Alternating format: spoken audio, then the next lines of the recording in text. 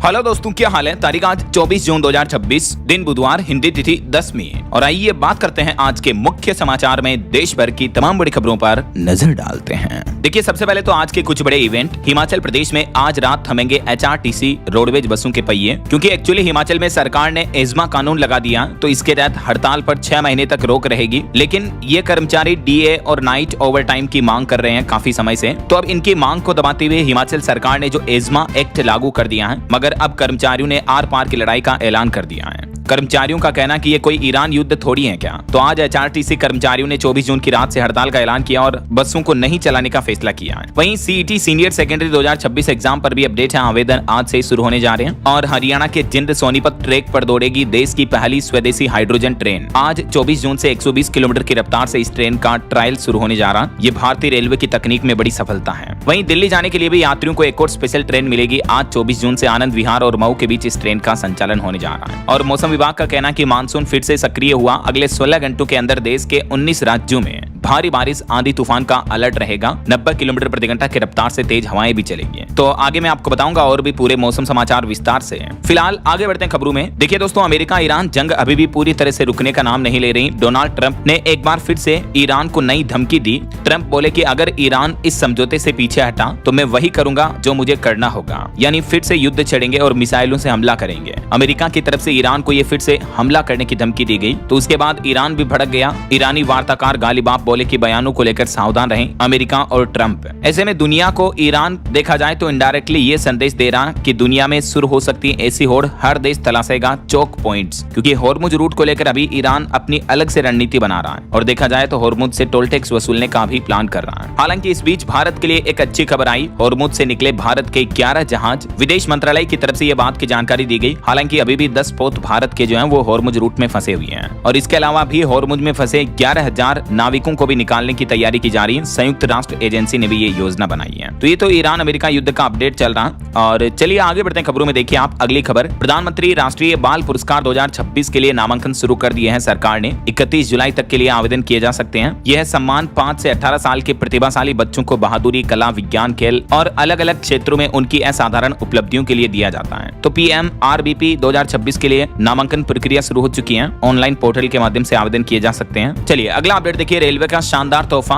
दिल्ली, लखनऊ समेत 175 रेलवे स्टेशनों पर अब महिलाओं को मुफ्त मिलेंगे सैनिटरी पैड। महिला यात्रियों के लिए भारतीय रेलवे की तरफ से ये बड़ी राहत दी गई है। उत्तर रेलवे और इंडस टावर्स की साझेदारी में दिल्ली, लखनऊ समेत 175 स्टेशनों पर 500 स्मार्ट सैनिटरी पैड वेंडिंग मशीनें लगाई गई हैं। तो अब सफर के दौरान महिलाओं को 24 घंटे बिल्कुल मुफ्त सैनिटरी नैपकिन मिल सकेंगे। महिलाओं के सफर को सुरक्षित बनाने की यह रेलवे की नई पहल है। और सुप्रीम कोर्ट का बड़ा फैसला देखिए दोस्तों। कोलकाता के बहु बाजार बम विस्फोट के दोषी राशिद खान की रिहाई पर रोक लगा दी है। वहीं बिहार वासियों के लिए ड्राइविंग लाइसेंस बनवाने का नियम बदल चुका है। अब ट्रेनिंग स्कूल का सर्टिफिकेट जमा करने पर ही मिलेगा DL यानी ड्राइविंग लाइसेंस। बिहार के मुख्यमंत्री सम्राट सरकार की तरफ से ये DL के नियमों में बड़ा बदलाव किया है। अब बिना ट्रेनिंग सर्टिफिकेट के आपको LMV यानी लाइट मोटर व्हीकल के लिए लाइसेंस नहीं दिया जाएगा। तो पहले आपको किसी भी इंस्टीट्यूट से ट्रेनिंग सर्टिफिकेट लेना पड़ेगा। देखा जाए तो एक्चुअली आपको गाड़ी चलाकर दिखानी होगी, उसके बाद जाकर आपको ड्राइविंग लाइसेंस मिलेगा। अब राठौड़ी में नहीं चलेगा ऐसे। और वहीं खबर है राजधानी दिल्ली में 2.5 लाख से भी ज्यादा कंस्ट्रक्शन वर्कर्स को दिल्ली की रेखा गुप्ता सरकार ने बड़ा तोहफा दिया है। और कैबिनेट से एक नई संबंधित योजना को मंजूरी दे दी है, जिसके तहत लाखों वर्कर्स को मुफ्त स्वास्थ्य सुरक्षा दी जाएगी। न सिर्फ वर्कर्स को बल्कि उनके परिवारों को भी ये बेहतर स्वास्थ्य सुरक्षाएं मिलेगी। ये दिल्ली सरकार ने फैसला लिया है। और वहीं खबर है दोस्तों, आने वाली निर्जला एकादशी के मौके पर यात्रियों को बड़ी सौगात देने जा रहा रेलवे चलाएगा कई स्पेशल ट्रेनें, क्योंकि अक्सर निर्जला एकादशी के मौके पर श्रद्धालु यात्री वगैरह इधर उधर आते जाते रहते हैं। तो रेलवे ने यह फैसला लिया। वैसे आपकी जानकारी के लिए बता दूं, निर्जला एकादशी कल ही रहेगी। आज 10वीं है, तो कल जो एकादशी तिथि होगी वो निर्जला एकादशी ही होगी 25 जून को। उसके बाद 29 जून को वट पूर्णिमा रहेगी। माताएं बहनें व्रत करती हैं और इस एकादशी तिथि के मौके पर गर्मी में जल दान, पानी पिलाने का विशेष पुण्य प्राप्त होता है। चलिए बड़ी खबर देखिए। सरकार ने चेतावनी दी। कहा कि देश के 315 जिलों पर कमजोर मानसून का खतरा बढ़ने लगा है। तो सरकार का कहना कि हम तैयार हैं। और देश भर के किसान भाई लोगों को भी सरकार ने कम पानी वाली फसलों को बोने की सलाह दी है। हैं। खुद देश के केंद्रीय कृषि मंत्री शिवराज सिंह चौहान की तरफ से कहा गया है कि इस बार अल नीनो के कारण अभी तक ही 43% कम बारिश हुई है कई राज्यों में, और 315 ऐसे जिले हैं अलग अलग राज्यों में जिनमें मानसून कमजोर देखने को मिलेगा। तो सिंचाई व्यवस्था पर्याप्त हो वहीं पर किसान भाई लोग ज्यादा पानी वाली फसलें बोए, वरना कम पानी वाली फसलें बोए। ये कहना खुद केंद्रीय कृषि मंत्री का। उन्होंने कहा कि अल नीनो के खतरे के बीच केंद्र सरकार की तरफ से भी विशेष खरीफ योजना बनाई गई है ताकि किसान भाई लोगों को नुकसान की भरपाई की जा सके। वैसे अल नीनो को लेकर अभी एक दिन पहले मैंने आपको अंतर्राष्ट्रीय रिपोर्ट बताई थी कि गोड जिला अल नीनो की वजह से भारत में सूखे का खतरा अभी से ही बढ़ने लगा। अमेरिका की अंतरिक्ष एजेंसी नासा की तरफ से ये तस्वीरें जारी की गई है। समुद्र में बढ़ रही गर्मी की वजह से मानसून इस साल कमजोर हुआ है। चलिए खबर है, रेलवे के IRCTC के अध्यक्ष संजय जैन ने दिया इस्तीफा। अब रेलवे करेगा अंतरिम प्रमुख की नियुक्ति। ये IRCTC के CMD थे जिन्होंने अपने पद से रिजाइन कर दिया। अब 20 जुलाई तक तो यही संभालेंगे जिम्मेदारी, उसके बाद नए प्रमुख की नियुक्ति की जाएगी। वहीं सरकार का कहना कि भारत और ब्रिटेन के बीच होने वाले FTA यानी फ्री ट्रेड एग्रीमेंट से देश के किसानों, मछुआरों और MSME को बड़ा फायदा मिलेगा। देश के वाणिज्य मंत्री पीयूष गोयल की तरफ से ये जानकारी दी गई। वैसे आपको बता दूं 15 जुलाई से अगले महीने से दोनों देशों के बीच ये मुफ्त व्यापार समझौता लागू होने का प्लान है। चलिए आधार कार्ड को लेकर बड़ा अपडेट आ रहा है। उदय की तरफ से फैसला लिया गया 1 जुलाई से आधार में ईमेल ID अपडेट करना बिल्कुल फ्री होगा। पहले 75 रुपए का शुल्क चार्ज देना पड़ता था, लेकिन अब नहीं लगेगा। नए साल 2027 तक ये चार्ज बिल्कुल फ्री रहेगा। ठीक है, आप अपने आधार में इन स्टेप्स को फॉलो करके ईमेल ID अपडेट कर सकते हैं। इसके अलावा भी दोस्तों 1 जुलाई 2026 से हमारे देश में 7 नियम बदल जाएंगे। रेलवे टिकट से लेकर LPG गैस सिलेंडर तक कई सारे नियम बदलने जा रहे हैं जिनका सीधा असर आम आदमी की जेब पर पड़ने वाला है। रेलवे, आधार कार्ड और भी आम आदमी के बजट से जुड़े कई सारे बैंकिंग वगैरह के नियम भी बदल जाएंगे। तो इन सभी नियमों की विस्तृत जानकारी मैं आपको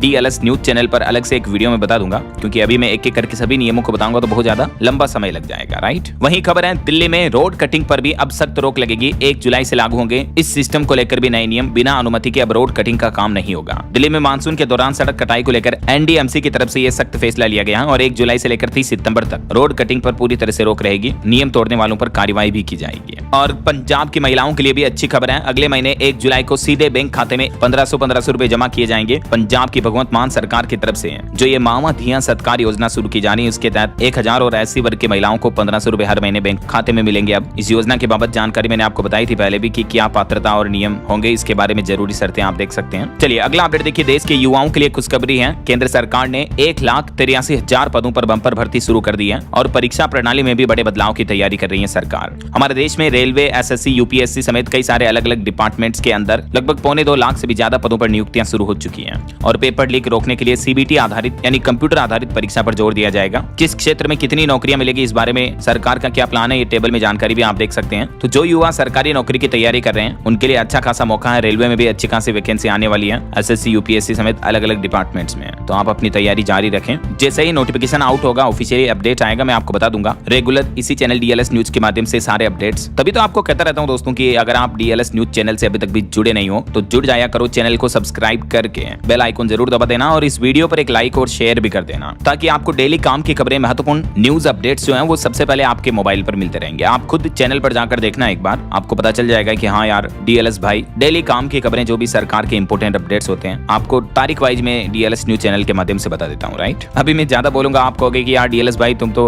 अपने मियां मिट्ठू बन रहे हो, खुद की तारीफ कर रहे हो। तो खैर अपनी बातें करेंगे ढेर सारी कभी बाद में। मैं लाइव आऊंगा बहुत जल्दी, तो अपन बातें चीतें करेंगे। फिलहाल आगे बढ़ते खबरों में देखिए आप अगला अपडेट। सरकार की तरफ से हज नीति 2027 को लेकर भी गाइडलाइंस जारी कर दी हैं, जिसके तहत ऑनलाइन पोर्टल और मोबाइल ऐप से आवेदन कर सकते हैं। अगले साल 2027 की हज यात्रा को लेकर सरकार ने ये नए प्लान बनाए हैं और इसको लेकर अल्पसंख्यक मंत्रालय की तरफ से ये नोटिस भी जारी किया। आप देख सकते हैं क्या कुछ सीटें रहेगी और आने वाली हज यात्रा में कई सारे सिस्टम में भी बदलाव किया जाएगा। और सोना चांदी के भाव पर बड़ी खबर देखिए दोस्तों, चांदी में बड़ी गिरावट देखने को मिली। 10,318 रुपए सस्ती हुई चांदी और इसके बाद इस महीने जून में ही चांदी का भाव 35,700 से भी ज्यादा टूट चुका है। सोना भी एक ही दिन में 2,315 रुपए गिरा। जून में सोने में भी 10,541 की गिरावट हुई है और अभी 1 किलो चांदी का भाव एक ही दिन में 10,318 टूटकर 2,27,000 रुपए प्रति किलो आ गई है, जो कि एक दिन पहले 2,37,000 रुपए प्रति किलो थी। ये IBJ India Boolean and jewellers association के लेटेस्ट रेट आपको बता रहा हूँ। और गोल्ड की बात करें तो 10 ग्राम 24 कैरेट प्योर सोने का जो रेट है वो 1,45,000 रुपए पर पहुंच चुका है गिरकर।